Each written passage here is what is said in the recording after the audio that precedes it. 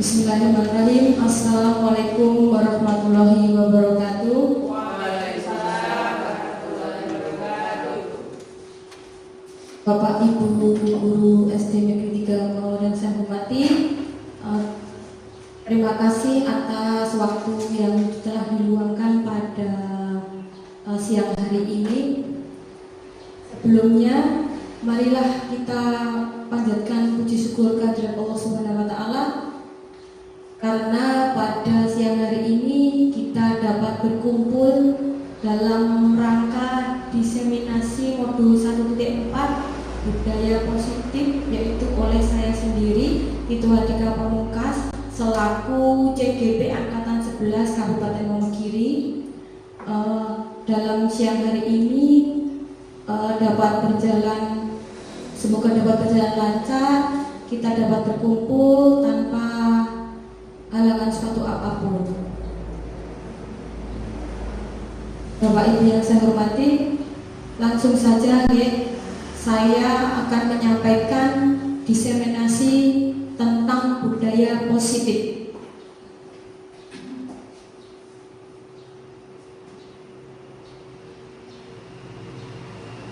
Yang pertama adalah kita harus mengetahui dulu tujuan pendidikan. Menurut Ki Hajar Dewantara, tujuan pendidikan adalah menuntun segala kekuatan kodrat yang ada pada anak-anak agar mereka dapat mencapai keselamatan dan kebahagiaan setinggi-tingginya, baik sebagai manusia maupun sebagai anggota masyarakat. Jadi di sini tugas kita sebagai pendidik adalah menuntun, bukan menuntut. Kadang kita menginginkan anak kita menjadi anak yang baik, harus begini, tanpa kita melihat apa yang ada pada anak-anak sesuai dengan kodratnya, agar mereka bisa selamat, bisa bahagia, baik sebagai manusia, sebagai anak-anak itu maupun nantinya sebagai anggota masyarakat. Jadi kita selayaknya tidak menuntut anak, tapi menuntun. Jadi melihat apa mau mereka begitu. Kemudian oleh sebab itu pendidik hanya dapat menuntut tumbuh atau hidupnya kekuatan kodrat yang ada pada anak-anak agar dapat memperbaiki lakunya, bukan dasarnya. Jadi hanya perilakunya, lakunya saja. Hidup dan tumbuhnya kekuatan kodrat anak. Jadi seperti hanya kita ibarat sebagai seorang petani atau pekebun, tukang kebun atau petani, di mana kita menanam tanaman padi. Saat kita menanam tanaman padi, tidak mungkin kita berharap tanaman tersebut menjadi singkong ataupun tanaman yang lain. Jadi itu yang dimaksud menuntun sesuai kodratnya. Jadi kalau padi ya nanti hasilnya akan seperti padi, tapi hasil padi yang seperti apa itu yang wajib kita tuntun tadi. Nuntunnya pripun kalau petani mungkin ya dengan merawatnya, memberi pupuk, menyiangi rumput-rumput yang ada di sekitar, itu yang dilakukan. Jadi bukannya berharap sebuah tanaman padi bisa berubah menjadi singkong, itu hal yang mustahil atau tidak mungkin. Itu maksudnya harus melihat kodrat pada anak. Kemudian apa yang dimaksud dengan budaya positif?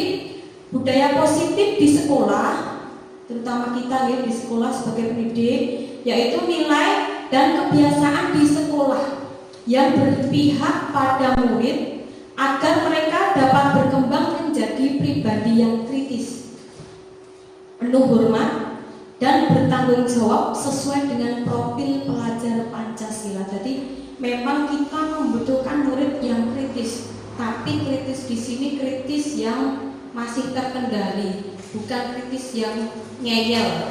Jadi kritis yang masih ada rasa hormat dan tanggung jawab. Itulah nilai budaya positif. Jadi suatu kebiasaan. Nah, pada modul 1.4 ini, pada modul CGP itu terdapat budaya positif. Ya, di dalamnya itu mencakup perubahan paradigma baru, kemudian ada disiplin positif, ada kebutuhan dasar manusia, motivasi perilaku manusia, restitusi atau perilaku kontrol guru, keyakinan kelas, dan juga ada segitiga restitusi yang kemarin sudah saya praktekkan bersama 2 orang anak yang melakukan suatu pelanggaran, itu segitiga restitusi. Kemudian saya akan bahas satu persatu perubahan paradigma. Mungkin dari Bapak atau Ibu guru ada yang bersedia maju ke depan, 2 orang untuk mempraktekkan perubahan paradigma berupa kegiatan kepalan tangan. Bu Prima mungkin dengan Pak Beni bisa. Nah, di sini Bu Prima akan berperan sebagai A, kemudian Pak Beni sebagai B. A, ini sudah saya sediakan kertas, tuliskan benda atau sesuatu yang sangat berharga untuk Anda di sini.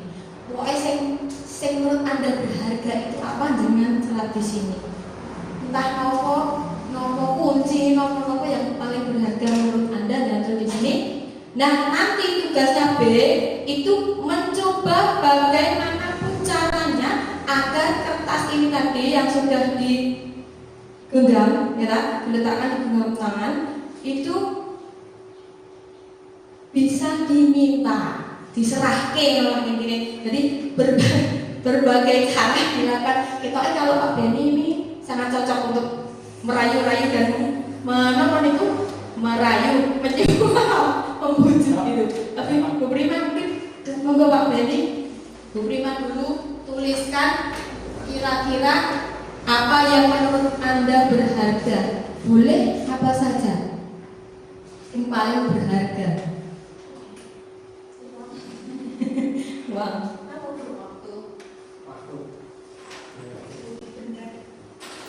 Benda, sesuatu, benda atau sesuatu. Boleh sesuatu, Bu.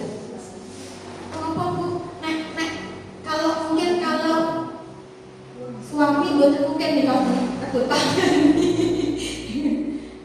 suami tidak mungkin nih kok.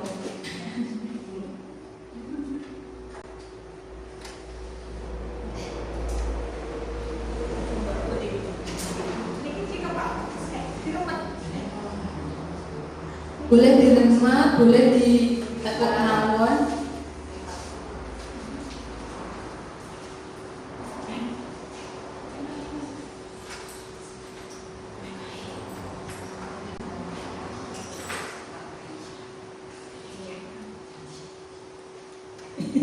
Ya, nanti dulu sebentar.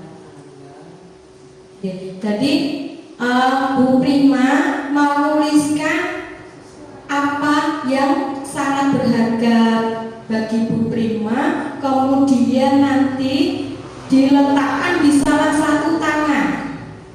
Genggam benda tersebut dengan segala daya, buatlah sebuah kepala. Jadi digegem tenanan kaya ora itu direbut. Nah, nanti untuk tugasnya Pak Beni itu mencoba dengan sekuat tenaga, dengan berbagai cara untuk meminta Bu Prima memberikan benda tersebut.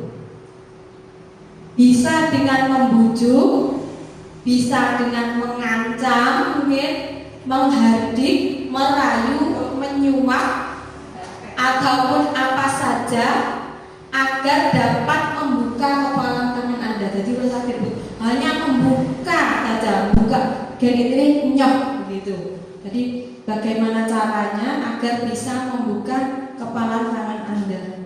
Membuka Pak Beni. Buat kesannya butuh.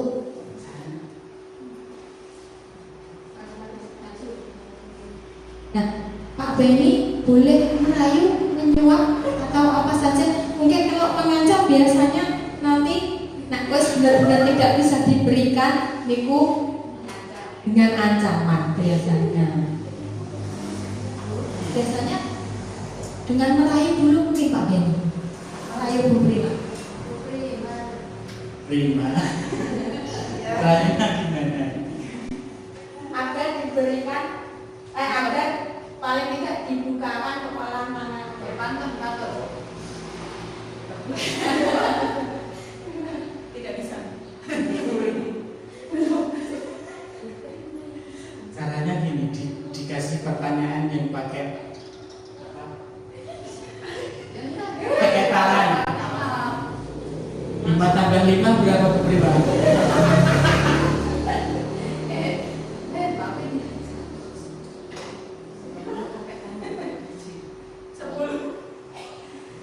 Sepuluhnya manual.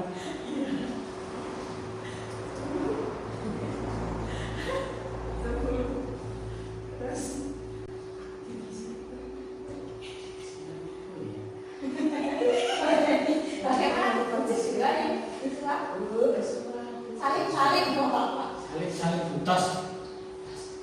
Tasnya gini Bu. Iya tas. Tasnya gini Bu. Dua tangan. Ya. Oke, ya. Hanya itu Pak Beri. Biasanya pada merayu Pak Ben. Kurang beresik. Oh ya. Karena Bu Prima sudah tidak bisa dirayu sekarang. Silakan kembali Pak Beni, Bu Prima. Mohon berikan aplaus Bapak Ibu guru untuk Pak Beni dan Bu Prima. Kira-kira dari kegiatan ini apa ya yang kita dapatkan? Apa yang kita dapatkan dari kegiatan ini? Bahwa Bu Prima punya suatu pendirian, apa ya? Yang dipegang erat. Nah, yang tidak boleh dipengaruhi, tidak bisa dipengaruhi orang lain. Namun ada orang lain seperti Pak Beni yang mempengaruhi untuk membuka kepangan tangan tersebut dengan segala cara. Nah, yang bisa iso ora dibuka sapa ya hanya Bu Prima sendiri, bukan orang lain. Walaupun dipengaruhi dengan berbagai cara, kalau Bu Prima tetap bersikukuh tidak dibuka ya tidak bakalan terbuka. Oke. Nah, perubahan paradigma, bisakah kita mengontrol seseorang? Itu dari ilusi kontrol yang disajikan, itu ilusi guru mengontrol murid. Ilusi, tahu nggak Bu ilusi? Ya ilusi itu gambaran tidak nyata ya, ilusi. Jadi guru bisa mengontrol murid. Ilusi bahwa semua penguatan positif efektif dan bermanfaat. Ilusi bahwa kritik dan membuat orang merasa bersalah itu dapat menguatkan karakter. Kemudian lagi ilusi bahwa orang dewasa memiliki hak untuk memaksa. Itu semua ilusi. Jadi ilusi, namanya ilusi belum benar keberadaannya ya, seperti tidak nyata gitu. Nah, siapa sesungguhnya yang memiliki kontrol? Dari stimulus respon dan juga teori kontrol atau pilihan. Yang pertama itu kita mencoba mengubah orang agar berpandangan sama dengan kita. Teori kontrolnya kita berusaha memahami pandangan orang lain tentang dunia. Jadi stimulus responnya kita mencoba mengubah orang agar berpandangan sama dengan kita. Namun teorinya kita berusaha memahami pandangan orang lain tentang dunia. Kemudian ada lagi perilaku buruk dilihat sebagai suatu kesalahan. Biasanya perilaku buruk itu dilihat sebagai suatu kesalahan. Dari teori kontrol yang disajikan, semua perilaku itu memiliki tujuan, baik yang buruk maupun yang baik itu masing-masing punya tujuan. Orang lain bisa mengontrol saya. Nah, dari teori kontrol itu ternyata hanya Anda yang bisa mengontrol diri Anda sendiri, jadi bukan orang lain. Saya bisa mengontrol orang lain, Anda tidak bisa mengontrol orang lain. Pemaksaan ada pada saat bujukan gagal. Makso tadi, makso mengancam tadi, saat pembujukan gagal itu memaksa. Kolaborasi dan konsensus itu menciptakan pilihan-pilihan baru. Yang stimulus responnya model berpikir menang kalah, teori kontrolnya harus model berpikir menang. Jadi menang-menang, namun menang kalah. Itu dari perubahan paradigma. Nah, sekarang setelah budaya positif, kita menuju ke disiplin positif. Disiplin itu berasal dari bahasa Latin disiplina, yang artinya belajar. Makna asal dari kata ini berkonotasi dengan disiplin diri dari murid-murid itu Socrates dan Plato. Disiplin diri merupakan orang menggali potensinya menuju sebuah tujuan agar yang dia hargai, apa yang dia hargai. Jadi disiplin diri itu membuat orang menggali potensinya menuju sebuah tujuan apa yang dia hargai. Dalam budaya kita, makna kata disiplin telah berubah menjadi sesuatu yang dilakukan seorang pada orang lain untuk mendapatkan kepatuhan. Itu disiplin diri, agar patuh. Kecenderungan umum adalah menghubungkan kata disiplin dengan ketidaknyamanan, bukan dengan apa yang kita hargai atau pencapaian suatu tujuan yang mulia. Jadi disiplin dianggap sesuatu yang tidak nyaman. Itu yang kita pahami. Disiplin itu merupakan kemampuan pemerintah diri sendiri dalam mengontrol dan menguasai diri untuk memilih tindakan yang mengacu pada nilai-nilai yang kita hargai dengan penuh tanggung jawab tanpa perintah orang lain. Nah, nilai-nilai yang kita hargai adalah nilai kebajikan, sifat positif manusia yang merupakan tujuan mulia yang ingin dicapai oleh setiap individu, yaitu kalau sekarang yaitu nilai-nilai dalam profil pelajar Pancasila seperti yang sudah kita pelajari selama ini. Nah, dari kebutuhan dasar manusia tadi itu ada 5. Realitas kebutuhan setiap manusia itu berbeda. Kita harus berusaha memahami pandangan orang lain pada dunia. Setiap orang memiliki gambaran yang berbeda-beda. Nah, ada 5 kebutuhan dasar manusia, yaitu bertahan hidup, rasa kasih sayang dan rasa diterima, penguasaan, kebebasan, kesenangan. Nah, yang pertama dari pertanyaan pemantik, ibu guru bilang, aku tidak boleh bersenandung sewaktu mengerjakan tugas. Katanya kelas harus tenang, tidak ada suara. Padahal kan aku suka dan senang bernyanyi. Itu kira-kira kebutuhan apa yang ingin dipenuhi, Bapak Ibu? Tidak boleh bersenandung padahal dia suka dan senang bernyanyi. Apa? Kebebasan. Ya. Jadi pengen nyanyi, pengen mau, tapi tidak boleh karena mungkin saat sedang pembelajaran atau apa. Kemudian yang kedua, ibu guru tidak menyapaku hari ini padahal aku pakai jepit rambut baru. Kira-kira yang mana, Bapak Ibu?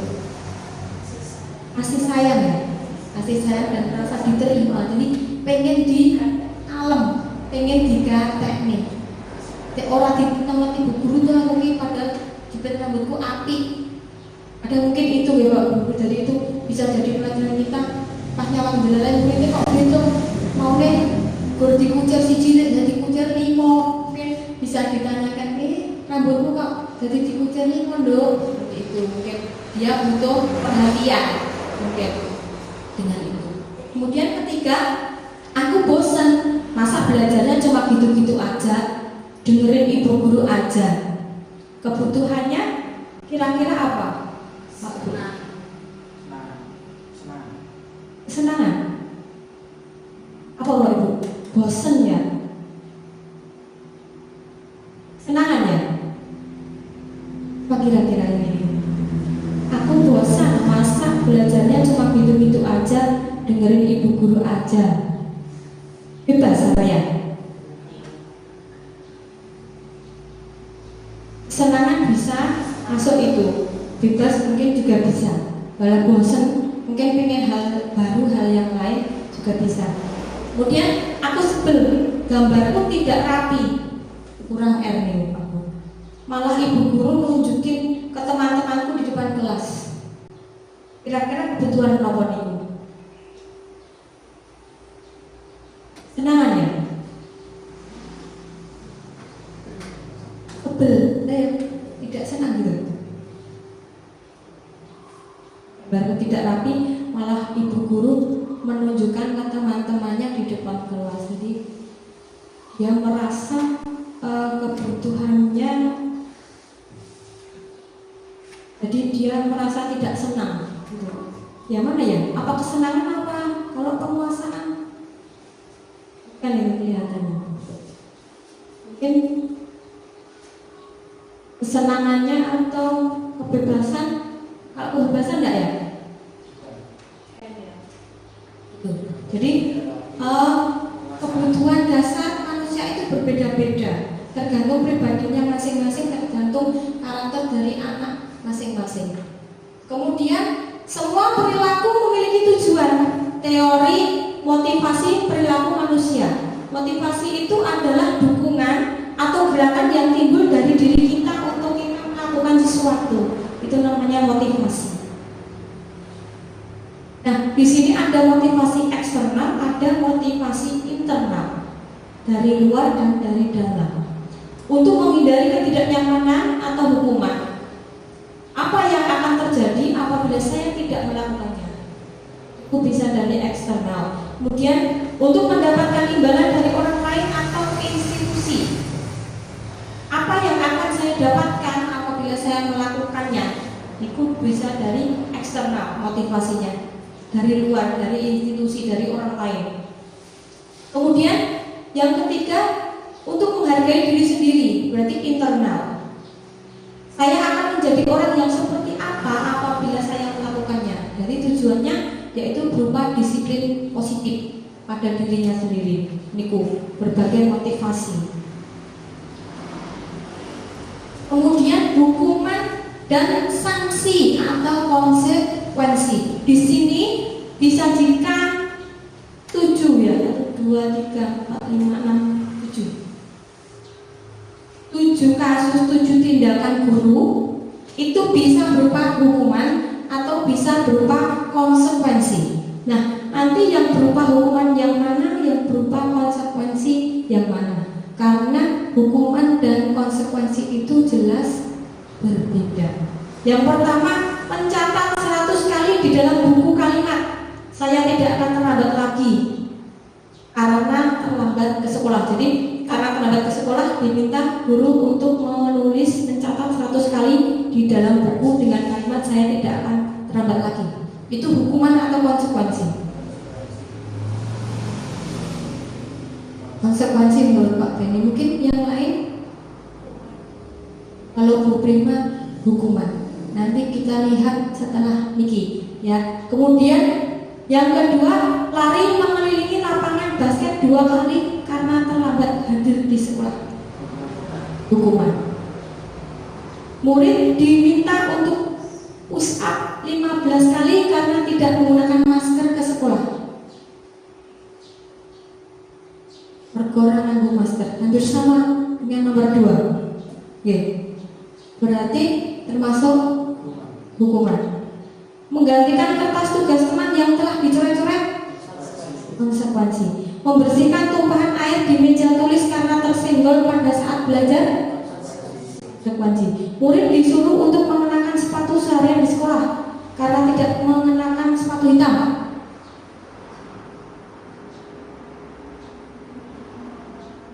Nah, tadi yang berbeda nomor 1 ya, nanti kita lihat di belakang apakah yang benar Pak Beni atau Bu Prima. Murid disuruh mengenakan sepatu seharian di sekolah karena tidak mengenakan sepatu hitam. Hukuman. Pak Beni konsekuensi. Itu meneh kita Pak Beni karo Bu Prima ini sih. Berbeda pandangan. Kemudian lari mengelilingi lapangan basket 2 kali karena terlambat 10 menit untuk pelajaran basic bukan? Ini sama. Coba kita lihat hasilnya setelah ini. Apakah betul? Yang pertama yang betul adalah hukuman. Berarti Bu Prima ya tadi. Kemudian yang berbeda tadi, yang ini ya, murid disuruh untuk itu hukuman karena tidak tidak mengenakan sepatu hitam itu tadi. Nah, niki konsekuensi karena di jam pelajaran. Atas bedanya. Di hukuman karo konsekuensi iki wis nglakoni apa lha kuwi kudu ditanggung jawab, dipertanggungjawabkan maka kalau konsekuensi. Nah, hukuman itu yo sak anune gurune sing memberikan hukuman. Jadi hukuman dan konsekuensi itu berbeda. Hukuman itu terjadi tanpa melihat, tidak melihat opo, karena opo, tidak mau melihat. Anggere hukum mawon. Nah, kalau konsekuensi itu dilihat salahnya, pelanggarannya opo sing dilakoni, kira-kira pas ora nek tak hukum ngene iki. Kalau PJOK menghukum anak untuk lari, anu lapangan pas, tepat, ora salah. Seperti Pak Dwi itu ya, hukum bocah itu masalah. Tapi kalau kita luput, kalau kita kan di kelas, jadi hukumnya melayu-layu sepertinya tidak tepat. Jadi hukumannya konsekuensinya bisa konsekuensi yang lain. Kalau bisa jangan menghukum, tapi memberikan konsekuensi agar anak dapat berlatih tanggung jawab, itu tujuannya. Sekarang kita lanjut ke restitusi posisi kontrol guru. Jadi sebagai guru kita memiliki posisi kontrol. Ada 5 posisi kontrol. Berikut ini akan disampaikan suatu model disiplin yang berpusat pada murid yang dikembangkan oleh Diana Gosen dengan pendekatan restitusi yang disebut dengan 5 posisi kontrol. Napa mawon? Penghukum, membuat orang merasa bersalah, teman, monitor atau pemantau, dan juga yang terakhir manajer. Nah, kira-kira selama ini di manakah posisi Bapak Ibu semua sebagai seorang guru? Kalau saya itu cenderung ke penghukum. Kadang jadi orang ngomong terus ambil ya bukunya seperti itu kan, hukum itu, menghukum. Apakah boleh-boleh saja, tapi harus disesuaikan dengan keadaan, kondisi, ditanyakan kepada anak karena apa alasannya, gitu. Jadi tidak langsung seperti itu. Nah, penghukum, seorang penghukum itu bisa menggunakan hukuman fisik maupun verbal. Guru-guru yang menerapkan posisi penghukum akan berkata, patuhi aturan saya atau awas. Kamu selalu saja salah, pasti selalu yang terakhir selesai. Itu biasanya gitu. Yang terakhir dulu. Kok ya nggak rampung-rampung kamu, atau biasanya. Mesti kari dewe rampungnya, itu biasanya yang kita ucapkan. Nah, guru seperti ini senantiasa percaya hanya ada satu cara agar pembelajaran bisa berhasil, yaitu dengan cara dia sendiri tanpa melihat anak. Kemudian posisi kontrol yang kedua itu membuat orang merasa bersalah. Nah, pada posisi ini biasanya guru akan bersuara lebih lembut.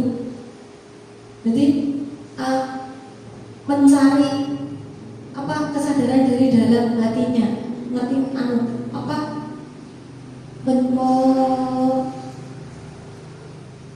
berusaha membuat anak agar merasa, oh ternyata saya salah, itu membuat orang merasa bersalah. Jadi kata-kata yang keluar biasanya seperti ini, ibu sangat kecewa sekali dengan kamu, kata ibu. Terus berapa kali bapak harus memberitahu kamu ya? Gimana coba kalau orang tua kamu tahu kamu berbuat begini? Itu biasanya juga kita lakukan. 5 posisi kontrol itu. Di posisi ini murid akan memiliki penilaian diri yang buruk tentang diri mereka. Jadi merasa bersalah nih, murid merasa tidak berharga dan telah mengecewakan orang-orang yang disayanginya. Jadi mungkin dengan cara itu kita berharap murid bisa memperbaiki apa yang telah dilakukannya, kesalahan yang telah dilakukannya. Kemudian sebagai teman, guru juga berposisi sebagai teman yang tidak akan menyakiti muridnya, niku teman. Namun akan tetap berupaya mengontrol murid melalui persuasi, jadi melalui kata-kata. Mereka akan berkata, ayolah, bantulah demi Bapak ya. Ayo ingat tidak bantuan Bapak selama ini. Jadi berusaha menjadi teman. Kayak nek karo kancane minta tolong, itu posisi kontrol. Ya sudah, kali ini tidak apa-apa. Nanti ibu bantu bereskan. Jadi seperti teman. Biasanya kalau yang seperti ini di kelas-kelas rendah, itu biasanya seperti itu. Berusaha menjadi teman.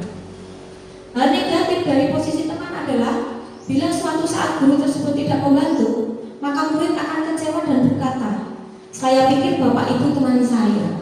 Karena di dalam mindsetnya dia sudah beranggapan bahwa Bapak Ibu guru itu adalah temannya, jadi pasti membantu. Monitor atau pemantau. Memonitor berarti ngawasi. Pertanyaan yang diajukan seorang pemantau. Peraturannya apa? Apa yang telah kamu lakukan? Sanksi apa? Konsekuensinya apa? Gitu. Itu monitor. Seorang pemantau sangat mengandalkan penghitungan, catatan, data yang dapat digunakan sebagai bukti atas perilaku seseorang. Posisi ini akan menggunakan stiker, slip, catatan ataupun daftar cek. Itu untuk memonitor, gampangnya monitor. Kemudian manajer, ini posisi kontrol yang terakhir. Posisi mentor di mana guru berbuat sesuatu bersama dengan murid, mempersilahkan murid mempertanggungjawabkan perilakunya, mendukung murid agar dapat menemukan solusi atas permasalahannya sendiri. Seorang manajer akan berkata, apa yang kita yakini, kembali ke keyakinan keras.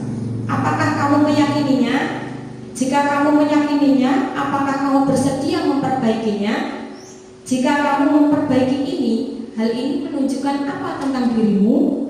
Apa rencana kamu untuk memperbaiki hal ini? Itu kalau posisi kita sebagai manajer. Tugas manajer bukan untuk mengatur perilaku seseorang. Manajer hanya membimbing murid untuk dapat mengatur dirinya sendiri. Jadi bukan kita yang mengatur, tapi murid sendiri yang mengatur. Seorang manajer bukannya memisahkan murid dari kelompoknya, tapi mengembalikan murid tersebut ke kelompoknya dengan lebih baik dan kuat. Nah, kira-kira dari kelima posisi kontrol tersebut, mana yang paling baik menurut Bapak Ibu? Yang mana? Ada, nanti ya kembali ke sini.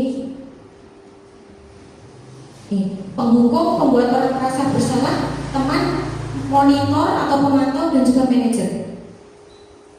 Yang paling baik adalah posisi manajer, karena kita hanya berusaha menempatkan anak, membantu anak untuk adik mengerti kesalahannya, membimbing untuk mengatur dirinya sendiri. Itu yang manajer yang paling baik. Nah, ini ada dua kasus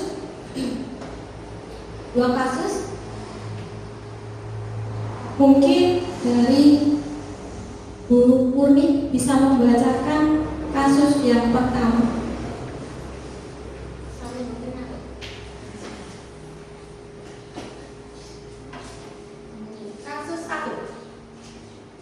Kasus 1, guru matematika dan wali kelas 8, Ibu Santi sakit sehingga tidak dapat masuk dan mengajar. Akhirnya dicarikan guru pengganti Ibu Eni. Ibu Eni baru 2 tahun menjadi guru SMP. Beberapa murid perempuan, Vivi dan Natali, mengetahui hal ini dan mulai menggunakan kesempatan dan bersikap seenaknya, tertawa dan tidak mengindahkan kehadiran Ibu Eni. Ibu Eni mencoba menyapa Vivi dan Natali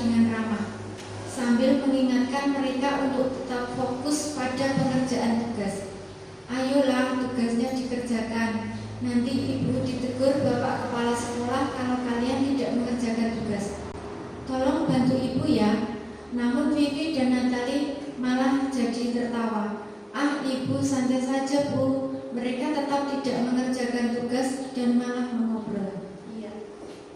Terima kasih Bu Moni. Berarti itu kasus yang pertama. Kira-kira posisi kontrol apa yang diambil oleh Ibu Eni? Bu Eni ya? Yang sakit Bu Santi. Yang mengambil alih Bu Eni. Posisi kontrol yang mana Bapak Ibu tadi? Ada 5 posisi kontrol lagi. Tadi untuk yang ayolah tugasnya dikerjakan. Yang apa Pak Beni? Teman. Benar. Sebagai seorang teman. Jadi berusaha sebagai orang tua dan dimesakni muridnya dan muridnya membantu. Tapi gandeng SMP niku biasanya nggih bocah pas di tahap apa nggih?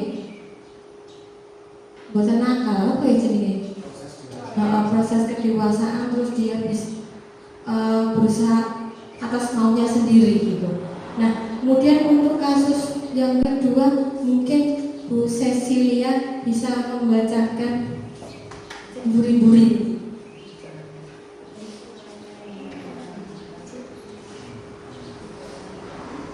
Yang kedua, Anto dan Dino sedang bermain bersama di lapangan basket dan tiba-tiba terlibat dalam sebuah pertengkaran adu mulut. Dino pun menjadi emosi dan mengadakan kontak fisik, menarik kemeja Anto dengan kasar sampai 3 kancingnya terlepas. Pada saat itu guru piket langsung melerai mereka dan membawa mereka ke ruang kepala sekolah. Ibu kepala sekolah, Ibu Suti, menanyakan Dino tentang keyakinan sekolah yang telah disepakati. Ibu Suti melanjutkan bertanya, apakah Dino bersedia memperbaiki kesalahan yang telah dilakukan terhadap Anto? Dino pun mengangguk. Kemudian Ibu Suti balik bertanya kepada Anto, hal apa yang bisa dilakukan Dino untuk memperbaiki masalah? Anto menjawab, saya perlu kancing saya diperbaiki Pak. Ibu saya akan sangat marah kalau melihat kancing baju saya sampai copot 3 kancing begini. Ibu Suti pun kembali bertanya ke Dino, apakah yang akan dia lakukan untuk menggantikan 3 kancing Anto yang terlepas? Terima kasih Bu Cecilia. Dari kasus 2 ini kira-kira posisi kontrol apa yang diambil oleh Ibu Suti selaku kepala sekolah di sini Bapak Ibu? Manajer. Jadi dia berusaha agar Dino tahu kira-kira apa yang harus dia lakukan. Konsekuensi kalau dia sudah melakukan kesalahan, apa yang harus dia lakukan untuk memperbaikinya, begitu. Jadi sebagai manajer. Kita lanjut ke keyakinan kelas. Mengapa keyakinan kelas? Mengapa tidak peraturan kelas? Menurut Gosen 1998, suatu keyakinan akan lebih memotivasi seseorang dari dalam atau memotivasi secara intrinsik. Seseorang akan lebih tergerak dan bersemangat untuk menjalankan keyakinannya daripada hanya sekedar mengikuti serangkaian peraturan. Murid-murid pun demikian. Mereka perlu mendengarkan dan mendalami tentang suatu keyakinan daripada hanya mendengarkan peraturan-peraturan yang mengatur mereka harus berlaku begini atau begitu. Jadi, nak yakin dari dalam diri sendiri pasti dilakukan, tuh, daripada mengikuti aturan. Pembentukan keyakinan kelas bersifat lebih abstrak daripada peraturan yang lebih rinci dan konkret. Keyakinan kelas berupa pernyataan-pernyataan universal. Pernyataan keyakinan kelas senantiasa dibuat dalam bentuk positif. Keyakinan kelas hendaknya tidak terlalu banyak sehingga mudah diingat dan dipahami oleh semua warga kelas. Keyakinan kelas sebaiknya sesuatu yang dapat diterapkan di lingkungan tersebut. Jadi tidak memaksakan. Semua warga kelas hendaknya ikut berkontribusi dalam pembuatan keyakinan kelas lewat kegiatan curah pendapat. Bersedia meninjau kembali keyakinan kelas dari waktu ke waktu, jadi diperbaiki, ada reform, pembaruan. Nah, dari contoh niki ada 2 contoh kesepakatan kelas, datang tepat waktu, mengucapkan salam, menjaga kebersihan sekolah. 2 rapat kitab ini.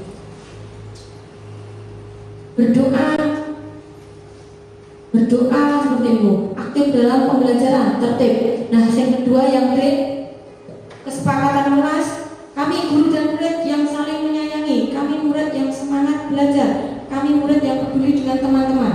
Yang merupakan keyakinan kelas kira-kira yang mana Bu? A atau B?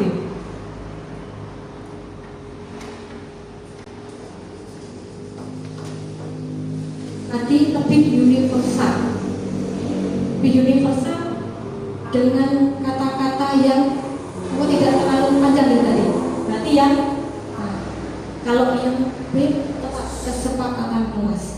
Kami sepakatkan itu kami guru dan murid yang ada, jadi kesepakatan. Kalau keyakinan itu apa yang kita yakini itu yang nah keyakinan kelas adapun langkah-langkahnya memberikan kesempatan kepada semua siswa untuk berpendapat tentang peraturan yang perlu disepakati di kelas, mencatat semua masukan siswa di papan tulis atau di kertas besar sehingga semua siswa bisa melihatnya. Niku pembentukan keyakinan kelas. Menyusun keyakinan kelas sesuai prosedur pembentukan keyakinan kelas. Mengubah kalimat negatif menjadi positif. Jadi tidak boleh jangan, tidak boleh, itu tidak dianjurkan dengan kalimat itu untuk keyakinan kelas. Jadi kalimatnya harus positif. Misal jangan berlari di kelas, itu menjadi berjalanlah di kelas. Tidak boleh jangan atau tidak boleh dilarang, itu tidak dianjurkan dipakai. Meninjau kembali daftar pendapat yang telah dicatat, kemudian mengajak siswa untuk mencari nilai kebajikan atau keyakinan yang menjadi inti peraturan itu. Contoh berjalan di kelas, mendengarkan guru dan datang tepat waktu bisa dicarikan menjadi satu keyakinan, dijadikan satu, yaitu saling menghormati. Keyakinan itu kemudian dijadikan daftar untuk disepakati, jadi dirangkum. Meninjau ulang kesepakatan keyakinan kelas secara bersama-sama. Hendaknya keyakinan kelas tidak terlalu banyak agar mudah diingat. 3 sampai 7 keyakinan saja, tidak usah banyak-banyak. Setelah keyakinan kelas selesai dibuat, maka semua anggota kelas dapat meninjau ulang dan menyetujuinya dengan menandatanganinya guru dan murid seperti deklarasi. Itu. Keyakinan kelas dapat ditempel di dinding kelas agar mudah untuk dilihat. Kemudian segitiga restitusi sebagai posisi kontrol tadi. Dari validasi kebutuhan itu segitiga restitusi ada 3. Yang paling dasar menstabilkan identitas, validasi kebutuhan, menanyakan keyakinan. Dari menstabilkan identitas itu setiap orang pasti pernah melakukan kesalahan. Kamu bukan satu-satunya yang pernah melakukan ini. Dari menanyakan keyakinan, nilai-nilai apa saja yang telah kita sepakati, kamu ingin menjadi orang yang seperti apa? Niku keyakinan. Kemudian dari validasi kebutuhan, kamu tentu punya alasan mengapa melakukan itu. Ada cara yang lebih efektif untuk mendapatkan apa yang kamu butuhkan. Itu bentuk dari segitiga restitusi. Restitusi sebagai cara menanamkan disiplin positif pada siswa. Menurut Gosen, restitusi merupakan proses menciptakan posisi bagi siswa untuk memperbaiki kesalahan mereka, sehingga mereka bisa kembali pada kelompoknya dengan karakter yang lebih kuat.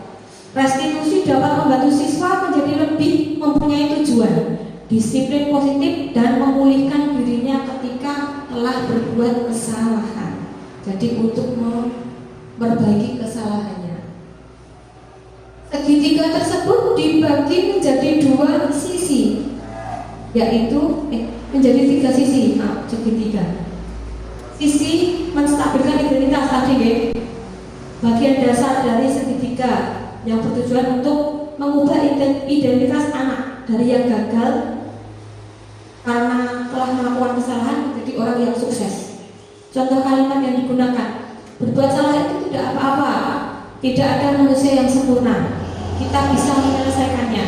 Bapak tidak tertarik untuk mencari siapa yang salah, tapi Bapak ingin mencari solusi dari permasalahan itu untuk menstabilkan identitas, bagian dasarnya. Kemudian yang kedua, validasi tindakan yang salah. Restitusi tidak menyarankan guru berbicara kepada siswa bahwa melanggar peraturan adalah sikap yang baik. Tetapi dalam restitusi harus memahami alasannya dan memahami bahwa setiap orang pasti melakukan hal yang terbaik pada waktu tertentu. Untuk itu perlu dilakukan validasi terhadap kebutuhan siswa. Contoh kalimatnya, padahal kamu bisa melakukan yang lebih buruk dari ini ya. Kamu pasti punya alasan mengapa melakukan hal itu. Kamu boleh mempertahankan sikap itu, tapi kamu harus menambahkan sikap yang baru agar lebih baik lagi. Itu maksudnya. Kalau melakukan yang lebih buruk, kepentingannya seperti dilomprok nih, gitu.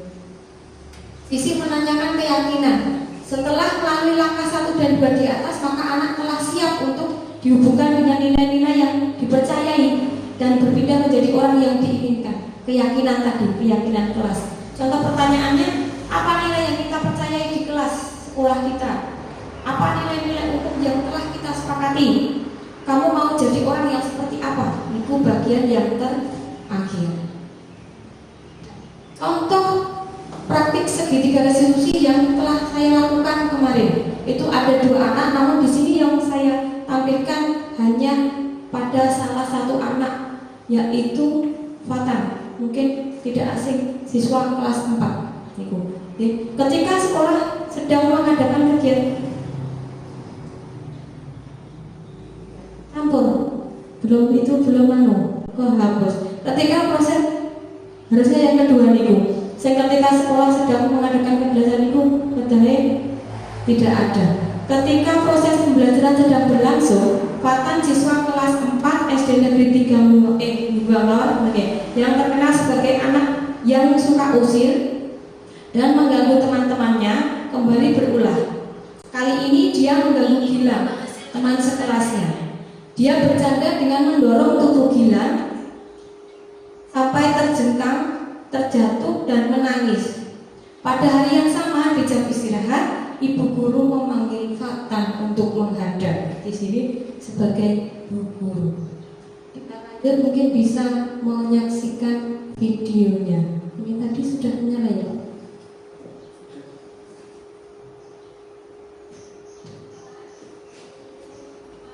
Belum terhubung Pak, gimana ya?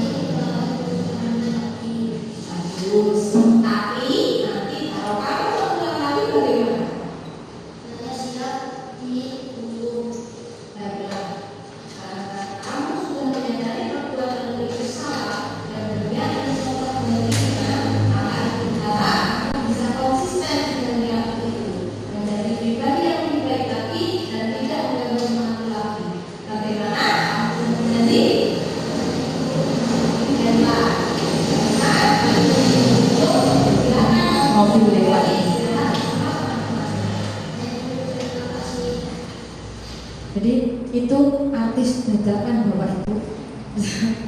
Delalahnya. Pas ada mobil truk lewat, karena di pinggir jalan raya nanti suaranya buru-buru kalah dengan kendaraan yang lalu lalang. Jadi di situ saya berusaha untuk mempraktikkan segitiga restitusi. Jadi syuting dan segitiga restitusi. Jadi anak melakukan kesalahan, bagaimana guru untuk menerapkan segitiga restitusi yang telah dipelajari itu. Nah, itu Bapak Ibu praktik dari segitiga restitusi yang telah saya lakukan, dan sampailah kita pada penghujung acara. Jadi setelah menyaksikan video artis dadaan mau selesai sudah acara kita pada siang hari ini. Dengan berakhirnya kegiatan diseminasi pada siang hari ini, saya ucapkan terima kasih kepada Bapak Ibu semua sudah berkenan mendengarkan, kemudian berpartisipasi. Saya berharap nanti apa yang saya sampaikan itu bisa bermanfaat dan mungkin bisa juga diterapkan di kelas masing-masing ataupun mungkin bisa ditularkan ke teman-teman yang lain. Mungkin dari saya ada banyak salah kata, saya mohon maaf yang sebesar-besarnya. Billahi taufiq wal hidayah. Wassalamualaikum warahmatullahi wabarakatuh.